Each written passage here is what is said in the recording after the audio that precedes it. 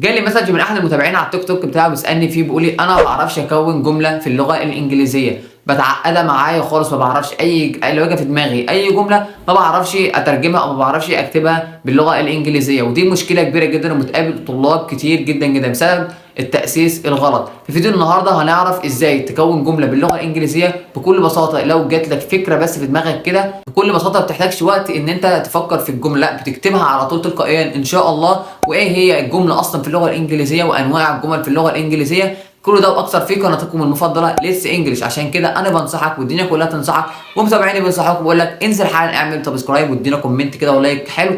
من غير كلام كتير يلا نخش في الفيديو.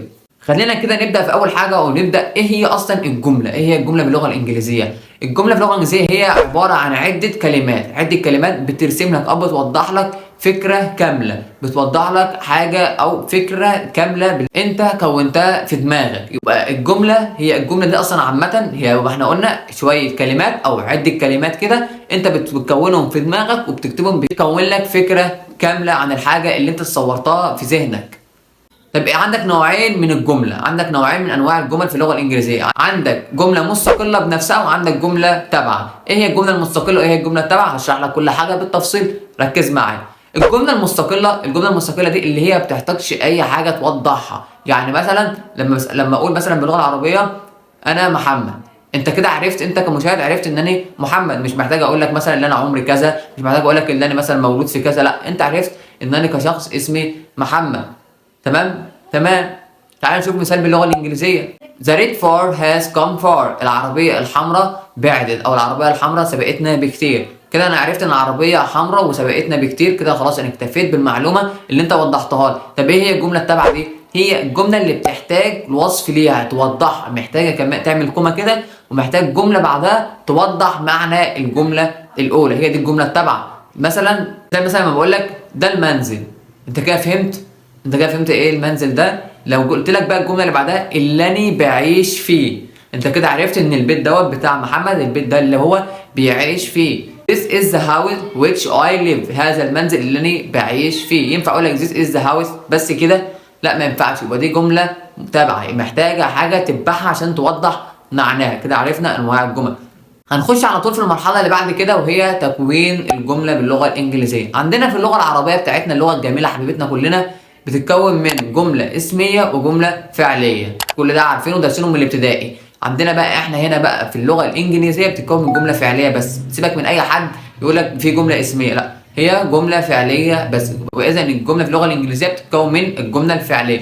في 5 اشكال لتكوين الجمله باللغه الانجليزيه، ولكن هو شكل واحد اللي بنعتمده وبنستخدمه كتير في حياتنا وبنستخدمه كتير في دراستنا. هقول لك ال5 اشكال ونهتم شويه بالشكل اللي هو الموضوع بتاعنا والشكل المهم بالنسبه لنا. اول شكل معانا هو الفعل زائد الفاعل زائد المفعول. طب الشكل الثاني الفعل زائد الفاعل زائد الصفه. طب الشكل الثالث الفعل زائد الفاعل زائد الظرف. طب الشكل الرابع الفعل زائد الفاعل زائد الاسم. الشكل الخامس الفعل زائد الفاعل، وده هشرحها في نقطه واحده جايه، ركز معايا وتابع معايا الفيديو للاخر. انت لسه ما عملتش لايك لحد دلوقتي؟ انزل يا عم اعمل لايك كده وادينا سبسكرايب يا عم. يا عم قدرنا يا عم، احنا صايمين والله. وتركيزنا هيكون عن تكوين الجمله من حيث الفاعل زائد الفعل زائد المفعول، لان دي الاشهر وهي دي العاميه بالنسبه لنا. تمام. هشرح لك يعني ايه فاعل ويعني ايه فعل ويعني ايه مفعول. ركز معايا. الفاعل لا اما بيكون حاجه من حاجتين، لا اما بيكون اسم علم او اسم جماد او اسم نبات، او ما بيكون ضمير. ثاني شكل هو الضمير بيكون عاقل او غير عاقل. ضمير عاقل اللي هو هي او شي، ضمير غير عاقل ات، وده بيكون ضمير مفرد. انما الضمير الجمع اللي هو وي او يو او زي. تمام. طب ايه هو الفعل؟ الفعل هو ما دل على حركه. الفعل ما دل حاجه انت بتعمل فيها مجهود، زي مثلا بلاي اللعب او ايت اكل، بتعمل حركه بتعمل مجهود، اي حاجه بتدل على الحركه. بعد كده بنتبع الفعل بالمفعول، وممكن برضك نبدل المفعول بالصفه، او برضك نبدلها بالاسم، او ممكن برضك نبدلها بالظرف. كل دوت متوقع. مثال هيوضح كل حاجه. قبل ما اقول لك المثال ننبه على نقطه معينه. النقطه ديت انك لازم تعرف ايه هو الزمن بتاع الجمله دي. لازم تعرف الزمن بتاع الجمله دي. اتكلمنا في فيديوهات سابقه وهنتكلم ان شاء الله في فيديوهات قادمه باذن الله عن القواعد بشكل تفصيلي ومتوضح باذن الله. يبقى اذا لازم تعرف زمن الجملة. نشوف المثال، نرجع للمثال بتاعنا. المثال بيقول أحمد eat apple. هنا حطينا اسم مع الفعل ليه؟ زي ما انا بتسأل نفسك دلوقتي ليه؟ لأن الزمن بتاع الجملة دوت مضارع بسيط، يبقى نحط اسم مع الفعل. وفي نقطة كمان هقول لك عليها يا عم، مش حارمك من حاجة والله، اعمل لايك. إن ناخد اسم مع الفعل لو كان الضمير هي أو شي أو إت. تمام؟ قلنا الكلام ده كله في حلقة المضارع البسيط، روح اسمعها لو أنت ما سمعتهاش، وحلينا عليها أسئلة كمان، يبقى اسمع الفيديو وارجع حل الأسئلة عليه. هنا لو جينا بصينا المثال هتلاقي هنا أحمد هو الفاعل، قلنا الفاعل هو اسم حيوان أو نبات أو جماد. تمام؟ تمام، يبقى الاسم هنا أحمد. طب الفعل هنا الأكل eat، الأكل هنا بيدل عن حركة، يبقى هو هنا الفعل. طب المفعول هو apples. تمام؟ ممكن برضه يجي صفة زي ما احنا قلنا، ويجي أشكال كتير متعددة. النقطة بقى اللي أنا قلت لك هسيبها واشرحها في الآخر، اللي هي الفاعل زائد الفعل دوت بتعبر عن الجملة الأمرية، اللي هي مثلا مثال have lunch، تناول غدائك.